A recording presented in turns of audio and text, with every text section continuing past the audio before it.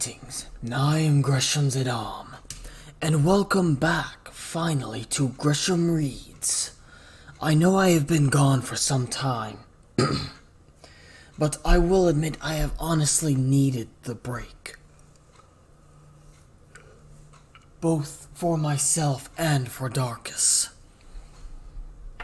Anyways, as you can see by this, what you're viewing on the video screen right now, I am reading what was suggested by a commenter by the name Obstacle 3.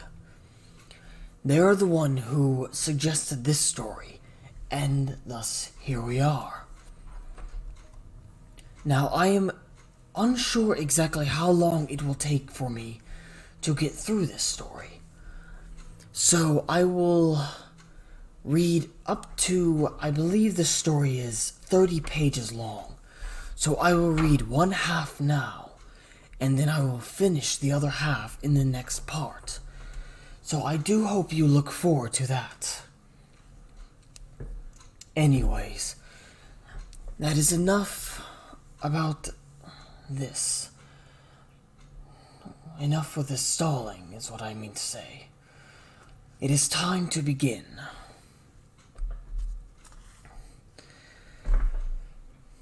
West of Arkham, the hills rise wild, and there are valleys with deep woods that no axe has ever cut. There are dark, narrow glens where the trees slope fantastically, and where thin brooklets trickle without ever having caught the glint of sunlight. On the gentler slopes there are farms, ancient and rocky, secrets with squat moss-coated cottages, brooding eternally over the old New England secrets in the lee of great ledges. But these are all vacant now, with wide chimneys crumbling and shingles sides bulging perilously beneath low gambrel roofs. The old folk have gone away, and foreigners do not like to live there.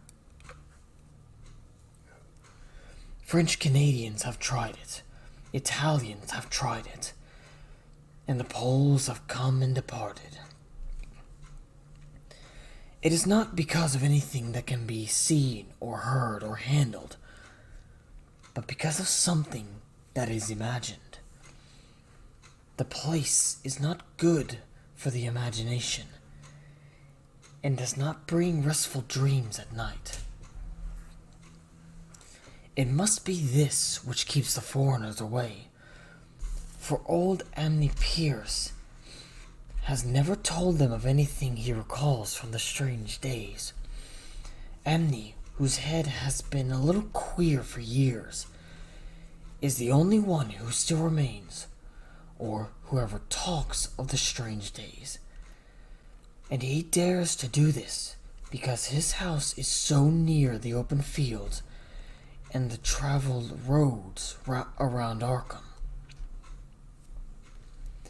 There was once a road over the hills and through the valleys that ran straight where the blasted heath is now. But people ceased to use it, and a new road was laid curving far toward the south.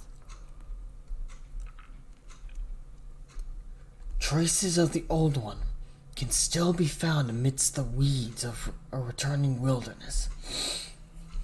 Some of them will doubtless linger even when half the hollows are flooded for the new reservoir.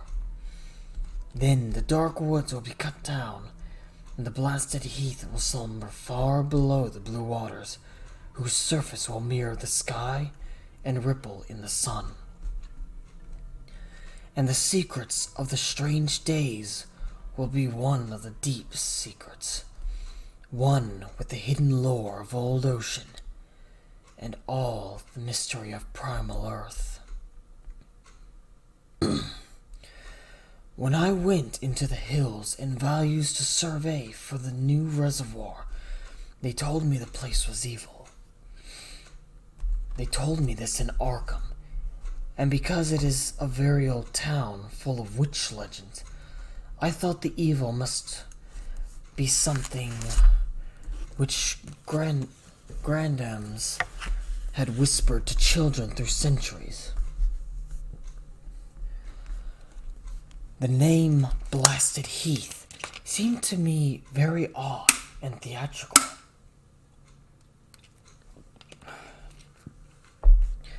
And I wondered how it had come to folklore of a Puritan people. Then I saw that dark westward tangle of glens and slopes for myself, and ceased to wonder anything besides its own elder mystery. It was morning when I saw it, but shadow lurked always there. The trees grew too thickly, and their trunks were too big for any healthy New England wood. There was too much silence in the dim alleys between them, and the floor was too soft with the dank moss and mattings of infinite years of decay. In the open spaces, most likely along the line of the old road, there were very little hillside farms. Sometimes with all the buildings standing, sometimes with only one or two, and sometimes with only a lone chimney or fast-filling cellar. Weeds and briars reigned, and furtive wild things rustled in the undergrowth. Upon everything was a haze of restlessness and oppression, a touch of the unreal and the grotesque, as if some vital element of perspective or chiaroscuro were awry. I did not wonder that the foreigners would not stay, for this was no region to sleep in. It was too much like a landscape of Salvator Rosa, too much like some forbidden woodcut in a tale of terror. But even all this was not so bad as the Blasted Heath. I knew it the moment I came upon it, at the bottom of the spacious valley, for no other name could fit such a thing, and any other thing fit such a name.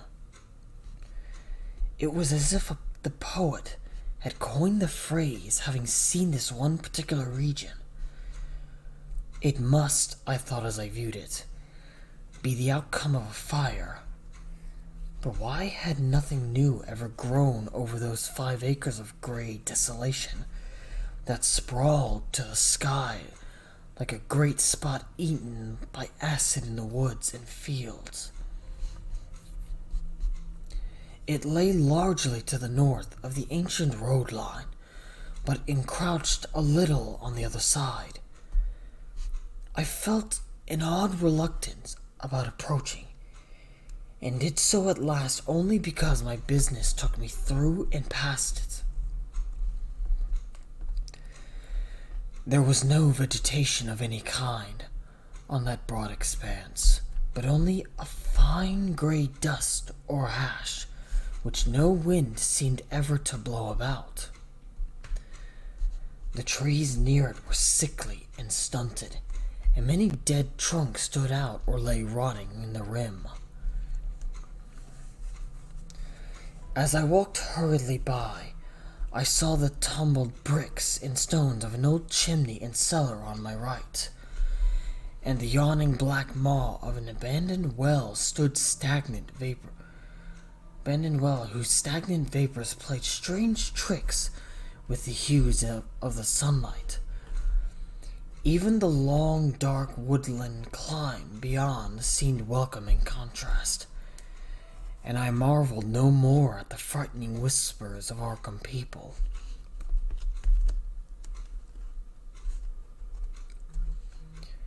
There had been no house or ruin near. Even in the old days, the place must have been lonely and remote. And at twilight, dreading to repass that ominous spot, I walked circuitously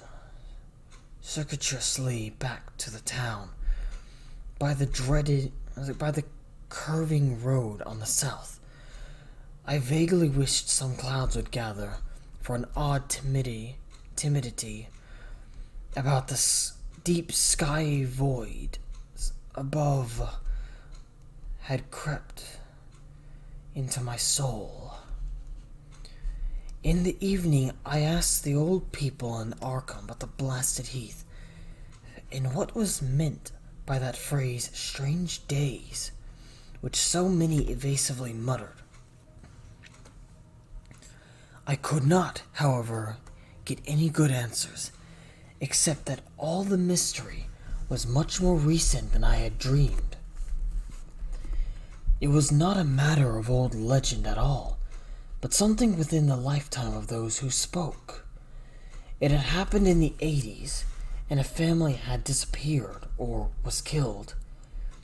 Speakers would not be exact, and because they all told me to pay no attention to old Amni Pierce's crazy tales, I sought him out the next morning, having heard that he lived alone in the ancient tottering cottage where the trees first began to get very thick.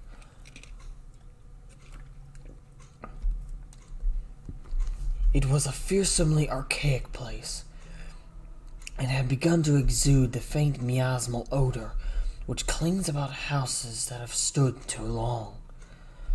Only with persistent knocking could I rouse the aged man, and when he shuffled timidly to the door, I could tell he was not glad to see me. He was not so feeble as I had expected, but his eyes drooped in a curious way, and his unkempt clothing and white beard made him seem very worn and dismal. Not knowing just how he could best be launched on his tales, I feigned a matter of business.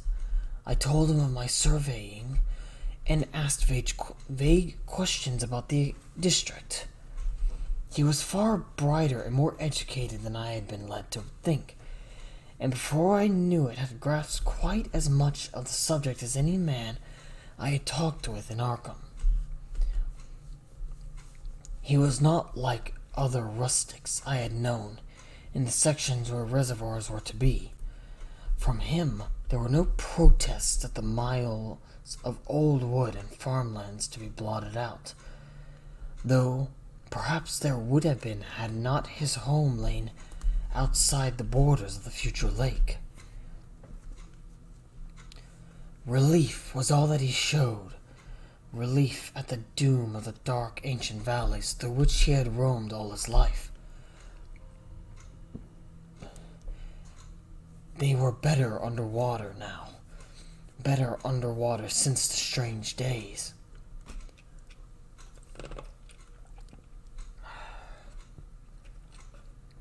And with this opening his husky voice sank low, while his body leaned forward and his right forefinger began to point shakily and impressively.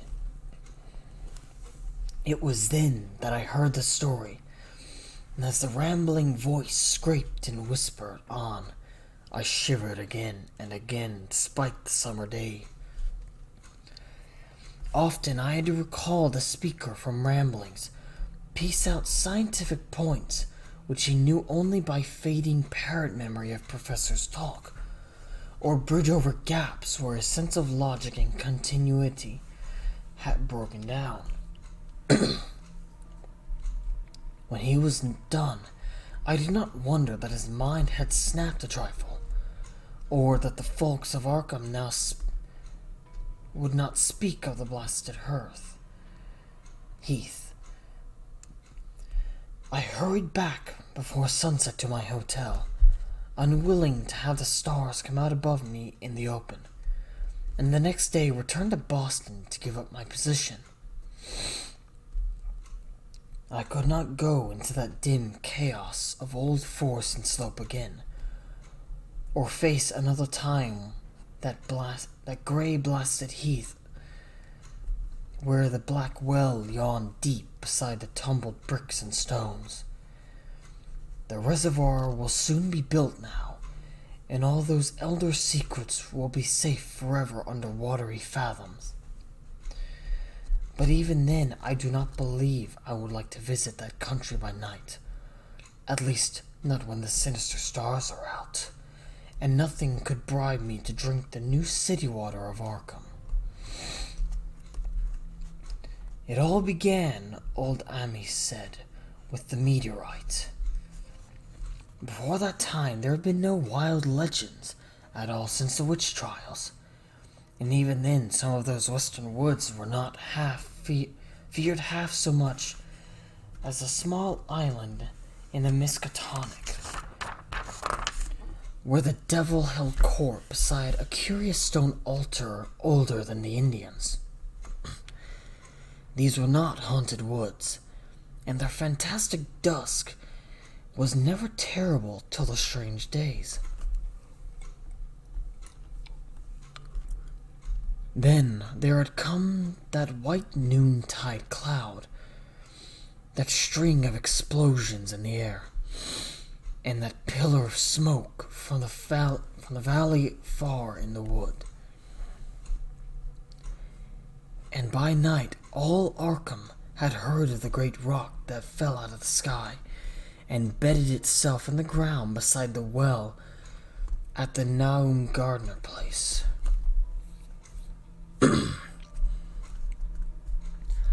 That was the house which had stood where the blasted heath was to come. The trim white Nahum Gardner house amidst its fertile gardens and orchids. Nahum had come to town to tell people about the stone, and had dropped in at Amy Pierce's on the way. Amy was 40 then, and all the queer things were fixed strangely in his mind. He and his wife had gone with the 3 professors from Miskatonic University, who hastened out the next morning to see the weird visitor from unknown stellar space. And it wondered why Nahum had called it so large before. It had shrunk, Nahum said, as he pointed out the brownish mound above the rippled earth, charred grass near the archaic well sweep of his front yard. But the wise men answered that stones do not shrink. Its heat lingered persistently, and Nahum declared it had glowed faintly in the night. Professors tried it with a geologist's hammer and found it was oddly soft. And it was, in truth, so soft as to be almost plastic. And they gouged rather than chipped a specimen to take back to the college for testing. They took it in an old pail borrowed from Nahum's kitchen, for even the small piece refused to grow cool. On the trip back, they stopped at Amy's to rest, and seemed thoughtful when Mrs. Pierce remarked that the fragment was growing smaller and burning the bottom of the pail. Truly, it was not large, but perhaps they had taken less than they thought. The day after that, all this was in June of '82, the professors had trooped out again in great excitement. As they passed Amy's, they told him what queer things the specimen had done, how it had faded wholly away when they put it in a glass beaker. The beaker had gone too, and the wise men talked of the stone, of the strange.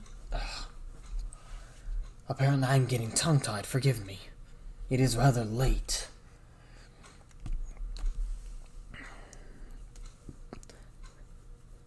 The beaker had gone too, and the wise men talked of the strange stone's affinity for silicon. It had acted quite unbelievably that in that well-ordered laboratory, doing nothing at all, and showing no occluded gas, when heated on charcoal, being wholly negative in the borax bead, and soon proving itself absolutely non-volatile to any producible temperature, including that of the oxyhydrogen blowpipe. On an anvil it appeared highly malleable, and in the dark its luminosity was very marked, stubbornly refusing to grow cool. It soon had the college in a state of real excitement, and when upon heating before a spectroscope, it displayed shining bands unlike any known color of the normal spectrum. There was much breathless talk of new elements, bizarre optical properties, and other things which puzzled men of science are wont to say when faced by the unknown. Hot as it was, they tested it in a crucible with all the proper reagents.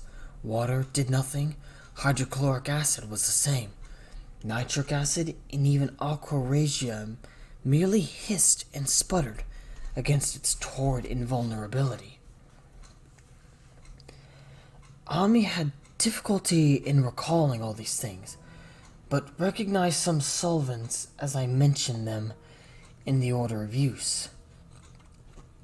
They were ammonia and caustic soda, alcohol and ether, nauseous carbon disulfide, and a dozen others. But although the weight grew steadily less as time passed, and the fragments seemed to be slightly cooling, there was no change in the solvents to show that they had attacked the substance at all. It was a metal, though, beyond a doubt. It was magnetic, for one thing, and after its immersion in the acid solvents, there seemed to be faint traces of Widmanstatin figures found on meteoric iron. When the cooling had grown considerable, the testing had carried on in glass, and it was then a glass beaker that they had left all the chips in made the original fragment during the work. The next morning, both chips and beaker were gone without a trace, and only a charred spot marked the place on the wooden shelf where they had been. All this the professors told Ami as they paused at his door, and once more he went with them to see the stony messenger from the stars, though this time his wife did not accompany him. It had now most certainly shrunk. Even the sober professors could not doubt the truth of what they saw. All around the dwindling brown lump near the well was a vacant space, except where the earth had caved in. And whereas it had been a good 7 feet across the day before, it was now scarcely 5. It was still hot, and the sages studied its surface curiously as they detached another and larger piece with hammer and chisel. They gouged deeply this time, and as they pried away the smaller mass, they saw that the core of the thing was not quite homogeneous. They had uncovered what seemed to be a large colored globule embedded in the substance. The color, which resembled some of the bands in the meteor's strange spectrum, almost impossible to describe, and it was only by analogy that they called it color at all. The texture was glossy, and upon tapping it, it appeared to promise both brittleness and hollowness. One of the professors gave it a smart blow with a hammer, and it burst with a nervous little pop. Nothing was emitted, and all trace of the thing vanished with the puncturing. It left behind a hollow, spherical space about 3 inches across, and all thought it probable that others would be discovered as the enclosing substance wasted away. Conjecture was vain, so after a futile attempt to find additional globules by drilling, the seekers left again with their new specimen, which proved, however, as baffling in the laboratory as its predecessor had. Aside from being almost plastic, having heat, magnetism, and slight luminosity, cooling slightly and powerful acid, possessing an unknown spectrum, wasting away in the air, and attacking silicon compounds with mutual destruction as a result, it presented no identifiable features whatsoever. And at the end of the tests, the scientists were forced to own that they could not place it. It was nothing of this earth, but a piece of the great outside, and as such dowered within outside properties, and obedient to outside laws. That night there was a thunderstorm, and when the professors went out to Nahum's the next day, they had met with a bitter disappointment. The stone, magnetic as it had been, must have had some peculiar electrical property, for it had drawn the lightning, as Nahum said. Actually, I believe it might be Nahum. I'm unsure. Someone, if you know how it is pronounced, be sure to let me know in the comments down below. With a singular persistence, 6 times within an hour, the farmer saw the lightning strike the furrow in the front yard, and when the storm was over, nothing remained but a ragged pit by the ancient well sweep, half choked with caved-in earth. Digging had borne no fruit, and the scientists verified the fact of the utter vanishment. The failure was total, so that nothing was left to do but go back to the laboratory and test again the disappearing fragment left carefully cased in lead. But that fragment lasted a week, at the end of which nothing of value had been learned of it. When it had gone, no residue was left behind, and in time the professors felt scarcely sure they had indeed seen the waking eyes, that cryptic vestige of the fathomless gulfs outside, that lone, weird message from other universes and other realms of matter, force, and entity. As was natural, the Arkham papers made much of the incident with its collegiate sponsoring, and sent reporters to talk with Nahum Gardner and his family. At least one Boston daily also sent a scribe, and Nahum quickly became a kind of local celebrity. He was a lean, genial person of about 50, living with his wife and 3 sons on a pleasant farmstead in the valley. He and Ami exchanged visits frequently, as did their wives, and Ami had nothing but praise for him all these years. He seemed slightly proud of the notice his place had attracted, and talked often of the meteorite in the succeeding weeks. That July and August were hot. Nahum worked hard at his haying in the 10-acre pasture across Chapman's Brook. His rattling wain wearing deep ruts in the shadowy lanes between. The labor tired him more than it had in other years, and he felt that his age was beginning to tell on him. Then fell time of fruit and harvest. The pears and apples slowly ripened, and Nahum vowed that his orchids were prospering as never before. The fruit was growing to phenomenal size and unwanted gloss, and in such abundance that extra barrels were ordered to handle the future crop. But with the ripening came sore disappointment. For all that gorgeous array of specious lusciousness, not one single jot was fit to eat. And the fine flavor of the pears and apples had crept a stealthy bitterness and sickishness, so that even the smallest of bites induced a lasting disgust. It was the same with the melons and tomatoes, and Nahum sadly saw that his entire crop was lost.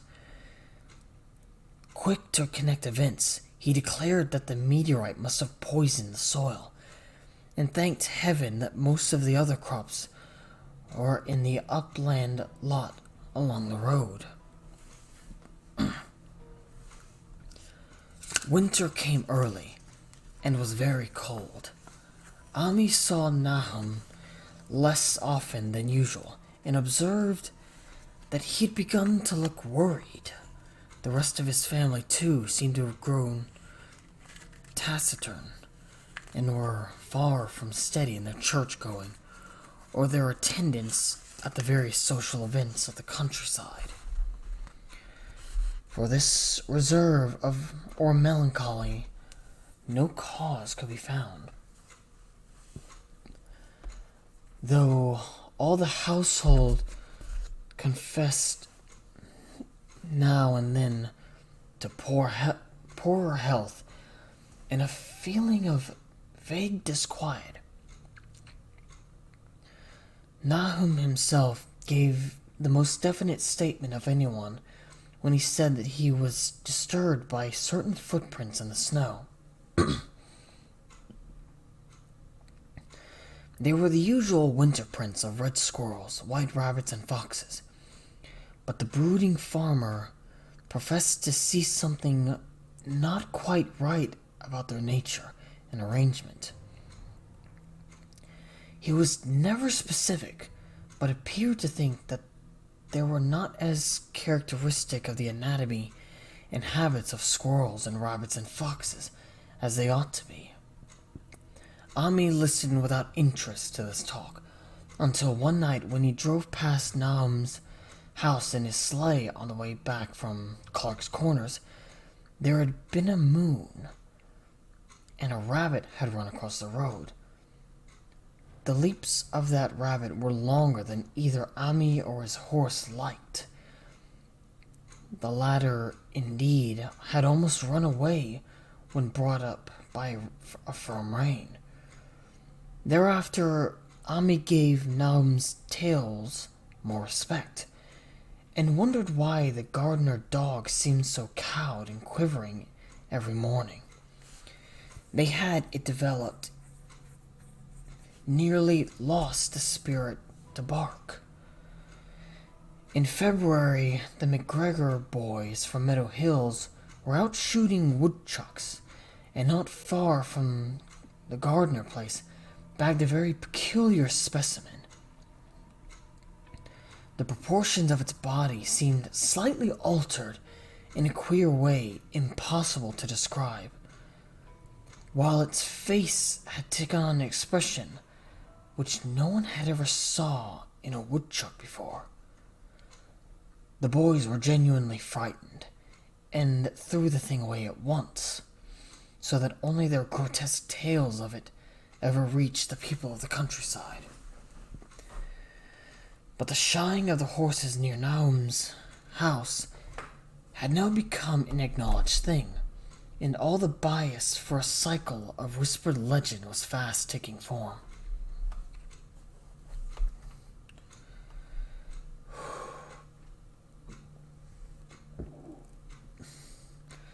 People vowed that the snow melted faster around Nahum's than it did anywhere else. And early in March, there was an odd discussion in Potter's general store at Clark's Corner. Stephen Rice had driven past Gardner's in the morning and had noticed the skunk cabbages coming up through the mud by the woods across the road. Never were things of such size seen before, and they held strange colors that could not be put into any words. Their shapes were monstrous, and the horse had snorted at an odor that struck Stephen as wholly unprecedented. That evening, several persons drove past to see the abnormal growth, and all agreed that the plants of that kind ought never to sprout in a healthy world. The bad fruit of the fall before was freely mentioned, and it went from mouth to mouth that there was poison in Nahum's ground. Of course it was the meteorite, and remembering how strange the men from the college had found the stone to be, several farmers spoke about the matter to them. One day they paid Nahum a visit, but having no love of wild tales and folklore, were very conservative in what they inferred. The plants were certainly odd, but all skunk cabbages were more or less odd in shape and odor and hue.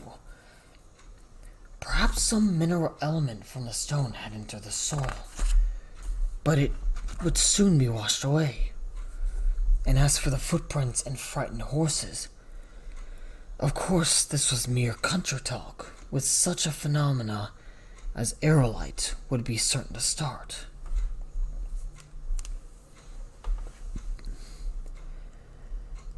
There was really nothing for serious men to do in cases of wild gossip, for superstitious rustics will say and believe anything.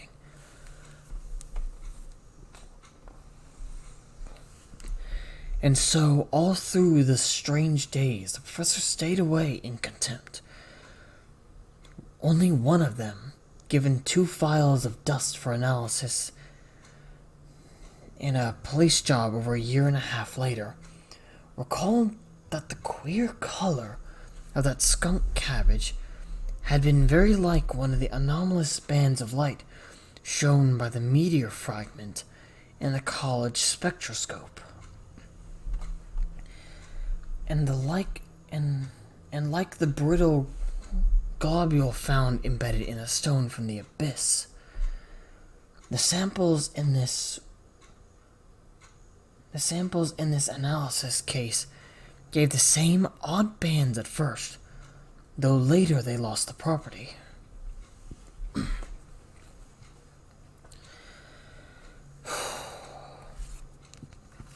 I do believe I will call it here.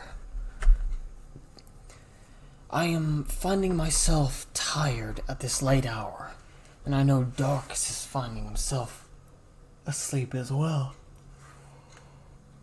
Yeah, a little bit. In the meantime, we do hope you're enjoying this so far. It appears that we had underestimated the amount of wording on each page. 2, 3, 4, 5. Hold on. Let me count how many pages there are. 1, 2, 3, 4.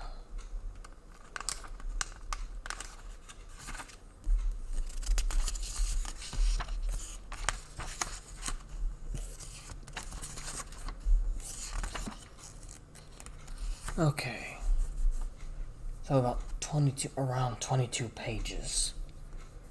11 in total. 11 sheets, but count each side twice. So 22 pages in total.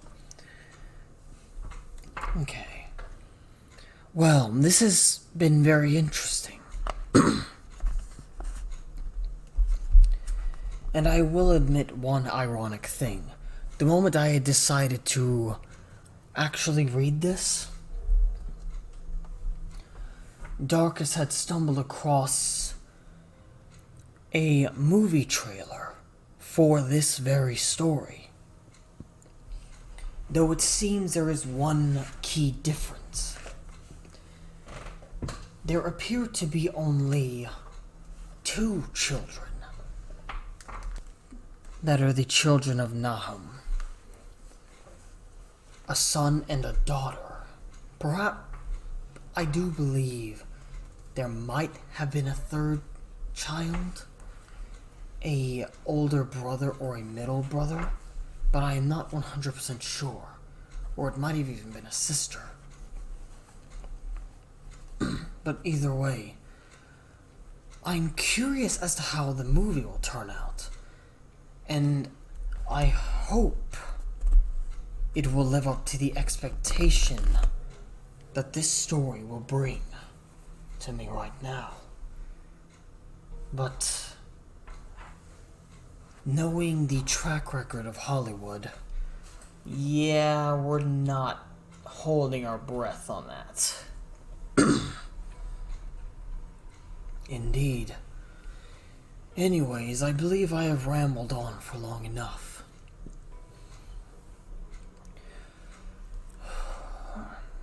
If you enjoyed this portion of the story, be sure to leave a like and a comment down below telling your favorite part, or whichever part had interested you the most. In the meantime, we will call it a night. I thank you for joining me, and I will see you in the next part. I am Gresham,